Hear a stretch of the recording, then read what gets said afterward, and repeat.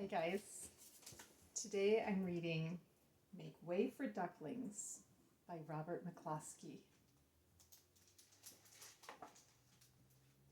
Mr. and Mrs. Mallard were looking for a place to live, but every time Mr. Mallard saw what looked like a nice place, Mrs. Mallard said it was no good. There were sure to be foxes in the woods or turtles in the water, and she was not going to raise a family where there might be foxes or turtles. So they flew on and on.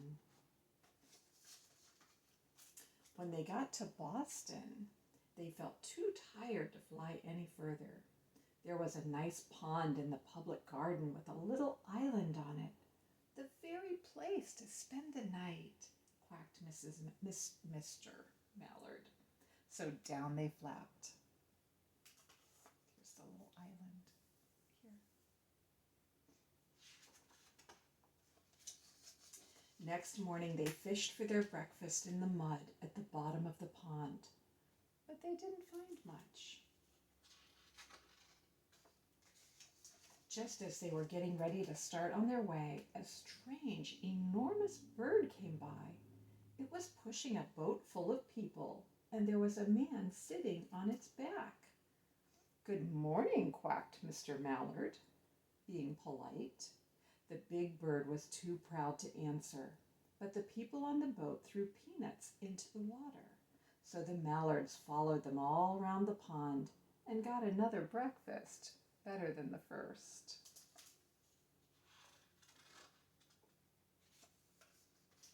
"I like this place," said Mrs. Mallard as they climbed out on the bank and waddled along. "Why don't we build a nest and raise our ducklings right in this pond? There are no foxes and no turtles, and the people feed us peanuts. What could be better?" "Good," said Mr. Mallard, delighted that at last Mrs. Mallard had found a place that suited her. But "Look out!" squawked Mrs. Mallard, all of a dither. "You'll get run over." And when she got her breath, she added, "This is no place for babies, with all those horrid things rushing about. We'll have to look somewhere else." So they flew over Beacon Hill and round the State House, but there was no place there. They looked in Louisburg Square, but there was no water to swim in. Then they flew over the Charles River. "This is better," quacked Mr. Mallard. "That island looks like a nice, quiet place, and it's only a little way from the public garden." "Yes," said Mrs. Mallard, remembering the peanuts. "That looks just like the right place to hatch ducklings." So they chose a cozy spot among the bushes near the water and settled down to build their nest. And only just in time, for now they were beginning to molt. All their old wing feathers started to drop out, and they would not be able to fly again until their new feathers grow in. But of course they could swim, and one day they swam over to the park on the riverbank, and there they met a policeman called Michael. Michael fed them peanuts, and after that the Mallards called on Michael every day. After Mrs. Mallard had laid 8 eggs in the nest, she couldn't go to visit Michael anymore because she had to sit on the eggs to keep them warm. She moved off the nest only to get a drink of water, or to have her lunch, or to count the eggs and make sure they were still all there. One day the ducklings hatched. First came Jack, then Cack, and then Lack, then Mack and Knack and Whack and Pack and Quack. Mr. and Mrs. Mallard were bursting with pride. It was a great responsibility taking care of so many ducklings, and it kept them very busy. One day Mr. Mallard decided he'd like to take a trip to see what the rest of the river was like further on. So off he set. "I'll meet you in a week in the public garden," he quacked over his shoulder. "Take good care of the ducklings." "Don't you worry," said Mrs. Mallard. "I know all about bringing up children." And she did. She taught them how to swim and dive. She taught them to walk in a line, to come when they were called. That's really important. And to keep a safe distance from bikes and scooters and other things with wheels.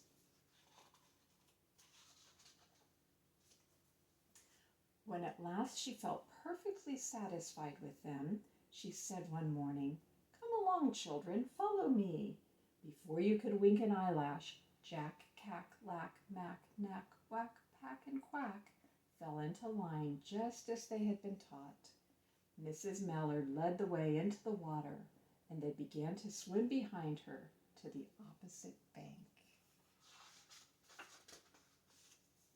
There they waded ashore and waddled along until they came to the highway. Mrs. Mallard stepped out to cross the road. Honk, honk went the horns on the speeding cars. Quack went Mrs. Mallard as she tumbled back again. Quack, quack, quack, quack went Jack, Cack, Lack, Mack, Knack, Whack, Pack, and Quack, just as loud as their little quackers could quack. The cars kept speeding by and honking, and Mrs. Mallard and the ducklings kept right on quack, quack, quacking. They made such a noise that Michael came running, waving his arms and blowing his whistle. He planted himself in the center of the road, raised one hand to stop the traffic, and then beckoned with the other, the way policemen do, for Mrs. Mallard to cross over. As soon as Mrs. Mallard and the ducklings were safe on the other side and on their way down Mount Vernon Street, Michael rushed back to his police booth. He called Clancy at headquarters and said, "There's a family of ducks walking down the street." Clancy said, "Family of what?" "Ducks," yelled Michael. "Send a police car, quick." Meanwhile, Mrs. Mallard had reached the corner bookshop and turned into Charles Street, with Jack, Cack, Lack, Mack, Knack, Whack, Pack, and Quack all marching in line behind her. See them? There they are, all marching in line behind their mother. Everyone stared. An old lady from Beacon Hill said, "Isn't it amazing?" And the man who swept the street said, "Well, now, ain't that nice?" And when Mrs. Mallard heard them, she was so proud she tipped her nose in the air and walked along with an extra swing in her waddle. When they came to the corner of Beacon Street, there was the police car with 4 policemen that Clancy had sent from headquarters. The policemen held back the traffic so Mrs. Mallard and the ducklings could march across the street. Right into the public garden.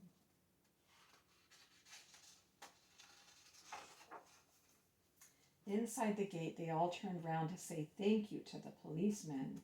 The policemen smiled and waved goodbye. When they reached the pond and swam across to the little island, there was Mr. Mallard waiting for them, just as he had promised. The ducklings liked the new island so much that they decided to live there.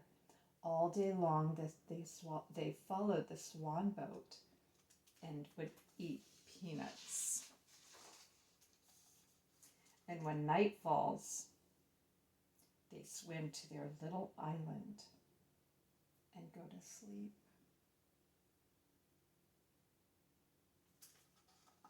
There they go, all in a row. to their little island to go to sleep. The end. Well, maybe if it's your bedtime, it's time to crawl into your little island and go to sleep.